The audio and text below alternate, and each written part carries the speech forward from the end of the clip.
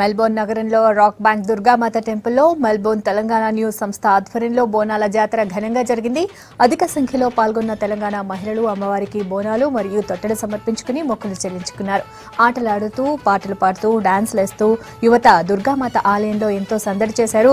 4 ఏళ్లుగా జరుగుతున్న ఈ ఉత్సవాలను మెల్బోర్న్ తెలంగాణ న్యూస్ సంస్థ నిర్వాహకులు తెలంగాణ మధు, రాజు వేముల, ప్రజీత్ రెడ్డి, దీపక్ గద్దెలు దగ్గరుండి ఏర్పాట్లు చేశారు.